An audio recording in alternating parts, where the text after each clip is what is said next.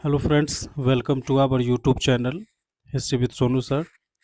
आज से हम क्लास 9 के इतिहास विषय की संपूर्ण तैयारी व्यवस्थित और सरल तरीके से प्रारंभ करने जा रहे हैं। इस सीरीज में आपको प्रत्येक अध्याय का विस्तृत विश्लेषण, महत्वपूर्ण तथ्यों की स्पष्ट व्याख्या तथा परीक्षा के दृष्टिकोण से आवश्यक सभी बिंदुओं की पूरी तैयारी कराई जाएगी। तो चलिए क्लास को प्रारंभ करते हैं। जो हमारा फर्स्ट चैप्टर है वो है भौगोलिक खोजें। तो चलिए हम जानते हैं भौगोलिक खोजें आखिर इस चैप्टर का नाम क्यों पड़ा, इसके पीछे क्या कारण है, इन सभी अध्याय में हमें क्या पढ़ना है। तो तमाम चीज़ों की विस्तृत जानकारियाँ यहाँ से प्राप्त करते हैं। विश्व इतिहास की युगांतरिक घटनाओं में समुद्री यात्राओं का भौगोलिक खोजों का महत्वपूर्ण स्थान रहा है। आधुनिक युग के आरंभ होने में जिन घटनाओं का निर्णायक योगदान रहा है, उनमें यह खोजें भी शामिल है। इसकी पृष्ठभूमि उस वैज्ञानिक प्रगति और आर्थिक विकास, विशेषकर व्यापारिक परिवर्तनों के द्वारा रची गई, जो मध्य युग के अंतिम चरण से ही प्रारंभ हो गई थी। इस कार्य में यूरोप के देशों ने अग्रणी भूमिका निभाई और यही कारण था कि आधुनिक युग में यूरोप का वर्चस्व समस्त विश्व में स्थापित हो गया। यह बात और है कि भौगोलिक खोजों का प्रारंभ करने वाला देश स्पेन एवं पुर्तगाल। यहाँ पे आप लोगों को एक चीज़ जो है वो नोट कर लेनी है या ध्यान देना है या इसको याद कर लेना है। जो जो भौगोलिक खोज जो स्टार्ट किया था, जो फर्स्ट जो देश था, जो प्रारंभ देश था, वो स्पेन एवं पुर्तगाल था। तो इस चीज़ों को आपको याद कर लेना है। इस प्रतिस्पर्धा में धीरे धीरे पिछड़ते चले गए। अब देखिए एक चीज़ यहाँ पे नोट करने वाली बात है, जिन देशों ने भौगोलिक खोजों को प्रारंभ किया था वही देश इस प्रतिस्पर्धा में धीरे धीरे पिछड़ते चले गए, पीछे होते चले गए और नए देशों जैसे इंग्लैंड, हॉलैंड, फ्रांस, तत्पश्चात जर्मनी को इस दिशा में अधिक सफलता मिली। हम जानते हैं कि विश्व की प्रारंभिक सभ्यताओं के काल से ही व्यापार एवं वाणिज्य परस्पर संपर्क का कारण रहा है। अगर प्रारंभिक सभ्यता की बात करें तो हम देखेंगे यहाँ पे सिंधु सभ्यता है और मेसोपोटामिया की सभ्यता है, मिस्र की सभ्यता है। तो इन तमाम सभ्यताओं में एक सभ्यताओं से दूसरे सभ्यताओं में जो व्यापार था, जो वाणिज्य था, वो परस्पर संपर्क का कारण रहा है। प्राचीन काल से ही व्यापार होते आए हैं। मध्यकालीन मध्यकालीन काल में भी व्यापार होते आए हैं और आधुनिक काल में भी व्यापार होते आए हैं। तो इन सभी चीज़ों पे हमें थोड़ा सा फोकस करना है। तो यहाँ पे लिख रहा है, जो हम जानते हैं कि विश्व की प्रारंभिक सभ्यताओं के काल से ही व्यापार और वाणिज्य परस्पर संपर्क का कारण रहा है। यह व्यापार मुख्यतः एक निश्चित मार्ग के माध्यम से होता था। स्वाभाविक है, प्राचीन काल में हमें न तो उतनी सुविधा प्राप्त थी, न हमें तमाम चीज़ों के बारे में जानकारियाँ थी और जो मार्ग भी था वो सीमित मात्रा में था, क्योंकि संसाधनों की कमी के वजह से व्यापारी वर्ग दूर दूर तक व्यापार करने नहीं जा पाते थे। यही कारण था, जो मार्ग जो था वो निश्चित मार्ग था, सीमित मार्ग था, सोर्स भी सीमित मात्रा में ही थे। प्राचीन एवं मध्यकाल में भी यूरोप एवं एशिया के मध्य प्रायः इन्हीं मार्गों का प्रयोग किया जाता था। अब यहाँ नोट कर लीजिए एक बात, जो प्राचीन काल ये सबसे पीछे की बात हो रही है, मध्यकाल जो बीच की बात हो रही है। तो प्राचीन काल और मध्यकाल तक में हम देख रहे हैं जो यूरोप से एशिया का जो व्यापार हो रहा था वो इन्हीं मार्गों के प्रयोग से हो रहा था, क्योंकि वहाँ पे मार्ग क्या थे, वो सीमित थे। क्योंकि मार्ग इस समय तक भी असीमित नहीं हो पाई थी और यही कारण था जो इन्हीं मार्गों के माध्यम से ही व्यापार हो रहा था। परंतु विश्व के कई ऐसे क्षेत्र थे जिनमें जनजीवन तो विद्यमान था, लेकिन शेष विश्व से उनका जुड़ाव नहीं था। मतलब वो देश विद्यमान थे, मौजूद थे, लेकिन संसाधनों की कमी के कारण और लोगों का दूर-दूर तक व्यापार करने के लिए न जाना भी एक कारण रहा, जो अमेरिका, अफ्रीका, ऑस्ट्रेलिया तथा एशिया के अन्य हिस्से जो थे, वो यूरोप से छिपे हुए थे, या हम ये कह सकते थे या ये कह सकते हैं, जो यूरोप की पहुंच इन देशों तक नहीं हो पाई थी, क्योंकि मार्ग सीमित थे। और इसका एक सबसे बड़ा कारण जो है वो यही है। यद्यपि 13वीं शताब्दी में भारत होकर चीन तक की यात्रा विवरणों ने यूनानियों को दक्षिण पूर्व एशियाई समृद्धि का एहसास तो कराया था, परंतु इसका विशेष प्रभाव नहीं पड़ा। अब यहाँ एक बात ध्यान देने वाली बात है, जो जो यूरोपियन थे, जो यूरोप के वासी थे, वे दक्षिण पूर्व एशियाई मार्ग की समृद्धि के बारे में इनको एहसास तो था, लेकिन इस बातों से उन पे कोई विशेष प्रभाव नहीं पड़ा था उस टाइम तक। कालांतर में व्यापार स्तर पर हुए भौगोलिक खोजों तथा उससे प्राप्त उपलब्धियों ने यूरोप में आधुनिक युग का मार्ग प्रशस्त किया, क्योंकि जैसे जैसे आधुनिकीकरण होते गया, कई सारे उपकरणों का आविष्कार हुआ, तो नए मार्गों की खोज होना प्रारंभ हो चुका था। अब एक बात यहाँ पे नोट करने वाली है, जो पुर्तगाली यात्री मार्को पोलो ने विजयनगर साम्राज्य की समृद्धि एवं चीन के शासक कुबलय खां के दरबार के वैभव का वर्णन अपने यात्रा वृत्तांत में किया है। यात्रा वृत्तांत से तात्पर्य है, जो कोई यात्री अगर किसी खोज के कारण या अपने अ, घूमने प्रवृत्ति के कारण अगर वो एक देश से अपने देश से दूसरे देश में जा रहा है, तो हम लोग उसको यात्रा वृत्तांत कहते हैं। मतलब घूमने के पर्पज से ही ये शब्द यहाँ पे लिखा गया है, यात्रा वृत्तांत। तो इस चीज़ों को ध्यान में रखना है, क्योंकि पहले के जो व्यापारी होते थे, जब वो घूमने के लिए जाया करते थे, तो वो एक नोटबुक या एक वो अपना पूरे जो यात्रा वृत्तांत में वो जहाँ-जहाँ भी जाते थे, तो वहाँ-वहाँ की जो भी चीज़ें वो देखते थे, उसको ऑब्ज़र्व करते थे, उसके विषय में वो नोट कर लिया करते थे, लिख लिया करते थे। है ना? मध्यकालीन यूरोपीय इतिहास का हम यदि अध्ययन करें तो पाएंगे कि यह काल सामंती प्रवृत्तियों का काल था।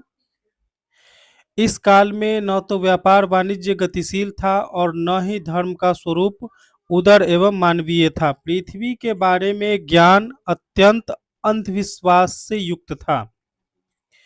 सीमित भौगोलिक ज्ञान के कारण समुद्रिक व्यापार भी सीमित थे, क्योंकि अगर हमारे पास जो भौगोलिक संसाधन है, जो भौगोलिक ज्ञान है, अगर वो सीमित मात्रा में है, तो हम इसका इस्तेमाल भी सीमित मात्रा में ही कर पाएंगे। मध्ययुगीन लोगों ने मध्य युग के जो लोग थे, उनको विश्वास था कि पृथ्वी चपटी है एवं समुद्र में अधिक दूरी पर जाने पर पृथ्वी के किनारे से गिरकर अनंत में विलीन हो जाने का भय बना रहता था। अब उस टाइम में एक ये भी सबसे बड़ा फैक्टर था, जो व्यापारी वर्ग ये सोचा करते थे, अगर हम समुद्र में ज़्यादा दूर तक व्यापार करने के लिए चले जाएं, तो हो सकता है पृथ्वी के चपटी होने की वजह से हम पृथ्वी के लास्ट छोर पे पहुंच जाएं और वहां से नीचे गिर जाएं, अनंत में विलीन हो जाए। तो एक यह भी डर व्याप्त था, जिसके कारण लोग समुद्र की यात्रा नहीं करना चाहते थे। अगर करते भी थे तो वो सीमित मात्रा में करते थे, अत्यधिक दूरी जो है वो इस यात्रा वृत्तांत में तय नहीं करते थे। कंपास जैसे दिशा सूचक यंत्र का ज्ञान भी नहीं हुआ था, अतः दीर्घ भ्रमित होकर समुद्र में भटक जाने का भय भी बना रहता था।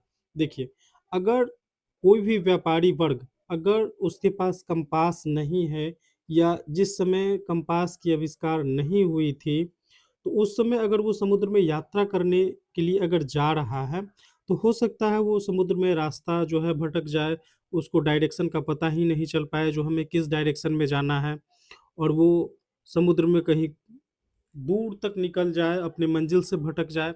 तो इन सभी चीज़ों का भय जो है वो अक्सर बना रहता था। समुद्री यात्रियों के लिए राज्य की ओर से किसी प्रकार की सहायता नहीं दी जाती थी।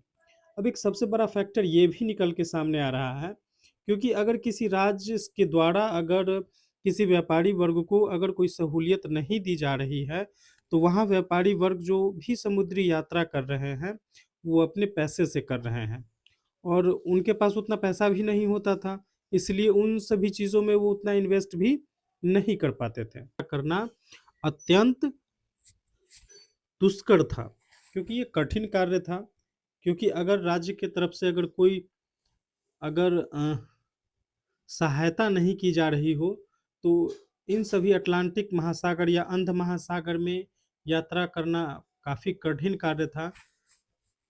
अटलांटिक महासागर को अंध महासागर इसीलिए कहा जाता था क्योंकि वहाँ पे लोगों को उस महासागर के बारे में उतनी सारी जानकारियाँ नहीं थी। वे सोचते थे जो अगर दूर तक व्यापार करने जाएँ तो इस इतने विशाल और बड़े महासागर में कहीं खो न जाएँ। तो इन सभी कारणों और इन सभी तथ्यों के आधार पे अटलांटिक महासागर को अंध महासागर कहा गया उस टाइम पीरियड के अकॉर्डिंग। भौगोलिक खोजों की पृष्ठभूमि। इस बीच यूरोप में कुछ ऐसी घटनाएं घट रही थी जिसके प्रभाव स्वरूप यूरोप मध्ययुगीन मानसिकता से निकलने को उदित हुआ। क्योंकि पहले लोगों को ऐसा लग रहा था जैसे धरती चपटी है, बाहर जाएंगे तो हम धरती से बाहर गिर सकते हैं, लोग दूर दूर तक व्यापार नहीं करना करना चाहते थे। तो यही जो घटनाएं जो थी इन सभी चीज़ों पे, इन सभी जो सोच है वहाँ के लोगों की, जो उनकी मानसिकता पहले से बनी हुई थी, तो इससे निकलने के लिए वो जो है प्रयास करने लगे, कोशिश करने लगे और 11वीं 12वीं शताब्दी में जेरूसलम, आज का आधुनिक इज़राइल आज का आधुनिक इज़राइल को पहले जेरूसलम कहा जाता था, पर अधिकार के मुद्दे को लेकर धर्म युद्ध में जब यूरोपीय सामंत मध्य एशिया के नवीन शक्तियों अरबों से पराजित हुए, परंतु इसके कुछ सकारात्मक परिणाम भी सामने आए। धर्म युद्ध के दौरान ही यूरोपियनों को महसूस होने लगा था कि दुनिया के हर पहलू को समझा जाए। इन घटनाओं ने यूरोप में पुनर्जागरण की पृष्ठभूमि भी तैयार की। मध्य युग में अरबों और तत्पश्चात तुर्कों ने विशाल अंतर्राष्ट्रीय साम्राज्यों का निर्माण किया। इधर 15वीं शताब्दी के 5 दशक पूर्व तक यूरोप और एशिया के मध्य व्यापार कुस्तुनतुनिया के मार्ग से होता था, परंतु 1453 में कुस्तुनतुनिया पर तुर्की आधिपत्य से यूरोपीय व्यापारियों के लिए इस मार्ग से व्यापार करना निरापद नहीं रहा। मतलब ये कठिन मार्ग हो गया, क्योंकि यहाँ पे सामान का लूट जाने का भय था और वहाँ की जो स्थिति थी उस समय कुस्तुनतुनिया की, जब वहाँ पे तुर्की का शासन स्थापित हो गया, तो वहाँ अराजकता ज़्यादा फैल गई और जिससे तुर्की ने इस मार्ग से व्यापार के बदले भारी कर वसूलना शुरू कर दिया था, जिसका हल ढूंढना यूरोपियनों के लिए आवश्यक था। इस काल में हुए नए आविष्कारों ने समुद्री यात्रा एवं नौसेना के विकास को आसान कर दिया। यूरोपवासियों ने कंपास का ज्ञान अरबों से सीखा। अब यहाँ हम देख रहे हैं, आपके सामने एक पिक्चर है और ये जो पिक्चर है वो है कंपास का पिक्चर है। इटली, स्पेन एवं पुर्तगाल के समुद्र तटीय इलाकों में नाव निर्माण कला में पारंपरिक पद्धति की जगह खांचा पद्धति विकसित हुई, जिससे बड़े एवं मजबूत जहाज बनाए जाने लगे। अब यहाँ ध्यान देने वाली बात है, जो पुरानी पद्धति से जो वहाँ जो जहाज बनाई जाती थी, अब उस पद्धति का त्याग करके और नवीन और विकसित पद्धति का इस्तेमाल किया जाने लगा, तरीका का इस्तेमाल किया जाने लगा, जिससे जो रिजल्ट सामने आया, जो जहाज बन के सामने आया, वो काफ़ी हल्का और मजबूत हुआ करता था, जिससे समुद्र में दूर-दूर तक व्यापार करना आसान हो गया। आप जो यहाँ पिक देख रहे हैं, ये उसी टाइम पीरियड के एक जहाज का पिक है। अब बात करें, दूरबीन का आविष्कार भी उस टाइम में हो चुका था, है ना? तो दूरबीन का आविष्कार भी हो चुका था जो समुद्री अभियानों में काफ़ी सहायक था। आप जो यहाँ पिक देख रहे हैं, ये एक दूरबीन का पिक है जो उस टाइम पीरियड का पिक है। अब मानचित्र में काफ़ी सुधार हो चुका था। इस संदर्भ में एस्ट्रोलोब अक्षांश जानने का उपकरण भी महत्वपूर्ण था। पुर्तगालियों ने एक नई किस्म के हल्के और तेजी से चाल से चलने वाले जहाज कैरावल बनाए थे। देखिए एग्जाम में एक ऑब्जेक्टिव क्वेश्चन यहाँ से भी पूछता है, जो पुर्तगाली थे उन्होंने किस जहाज की रचना की थी जो बहुत ही हल्के और तेज चाल से चलती थी, तो वो है कैरावल जहाज। इन नए उपकरणों एवं साहस के बल पर यूरोपीय नाविकों ने अटलांटिक एवं भूमध्य सागर में अपने जहाज उतारे। इसी क्रम में 1488 ईस्वी में पुर्तगाली व्यापारी बार्थोलोम्यू डियाज अफ्रीका के पश्चिमी तट पर होते हुए दक्षिण अफ्रीका के दक्षिणतम बिंदु उत्तरम आसा अंतरिप, जिसको केप ऑफ गुड होप तक कहा जाता है, तक पहुंच गया। 1492 ईस्वी में क्रिस्टोफर कोलंबस द्वारा अमेरिका की खोज की गई। आगे 1498 ईस्वी में पुर्तगाल के एक साहसी नाविक वास्को डी गामा उत्तरम आसा अंतरिप होते हुए भारत के मालाबार तट अर्थात केरल के कालीकट तक पहुंच गया, जहां स्थानीय शासक जोमोरिन द्वारा उसका स्वागत किया गया था। यहाँ जो हम पिक देख रहे हैं, ये वास्को डी गामा का पिक है। ज्ञातव्य है कि वास्को डी गामा की सफलता के पीछे कुछ नवीन संसाधनों का भी योगदान था। भारत के एक व्यापारी अब्दुल मजीद की भेंट वास्को डी गामा से दक्षिण अफ्रीका में हुई।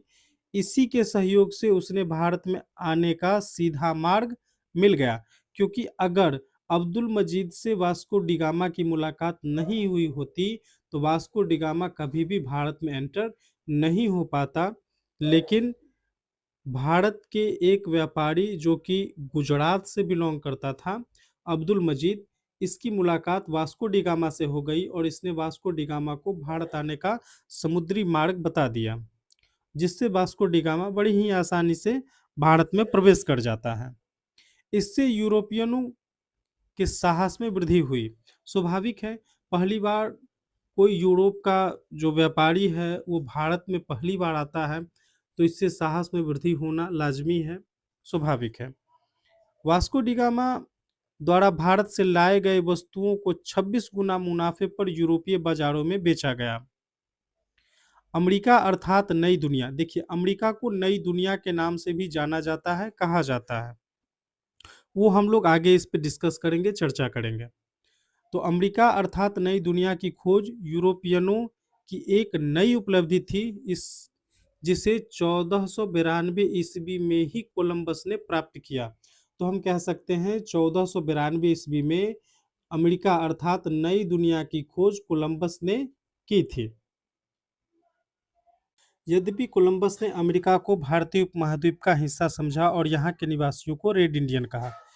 कोलंबस को ऐसा लगा उसने भारत की खोज कर ली है, उसको ऐसा लगा जैसे उसने नई दुनिया की खोज कर ली है, और इसी कारण वहाँ के निवासियों को उसने रेड इंडियन कह के संबोधित किया। बाद में स्पेन के नाविक अमेरिगो वेस्पुची ने नई दुनिया को विस्तृत रूप से ढूंढा और इसे एक महाद्वीप बताया। इसी के नाम पे इस क्षेत्र का नाम अमेरिका पड़ा। 1519 ईस्वी में मैगलन ने पूरी दुनिया का चक्कर जहाज से लगाया और यह धारणा पुष्ट हो गई कि सभी समुद्र एक दूसरे से जुड़े हैं। आगे कैप्टन कुक ने ऑस्ट्रिया की भी खोज की, साथ ही साथ न्यूजीलैंड के द्वीपों का भी पता लगाया। सर जॉन और सेबास्टिन कैबोट ने न्यूफाउंडलैंड के द्वीपों का पता लगाया।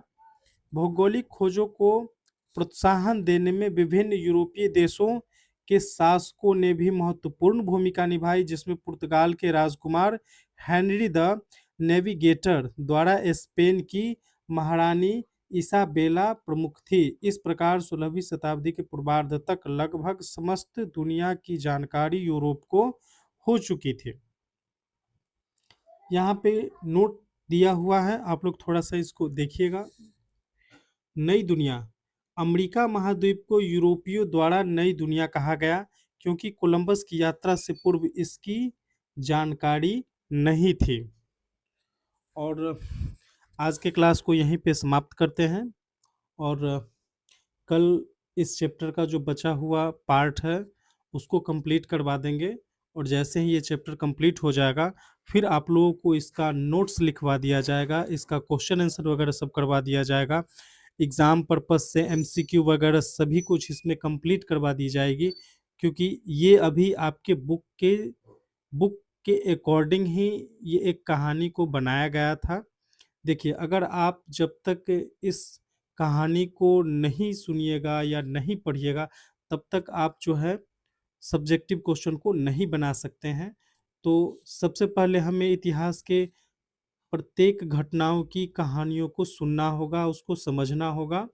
उसके बाद हम लोग तब नोट्स की ओर चलेंगे। तो पहले इस चैप्टर के प्रत्येक कहानियों को आप लोगों को एकदम सरल और आसान भाषा में समझाने के बाद हम आप लोगों को नोट्स कंप्लीट करवा देंगे, और साथ ही साथ इस चैप्टर का पूरा क्वेश्चन आंसर वगैरह सब कुछ कंप्लीट करवा दिया जाएगा।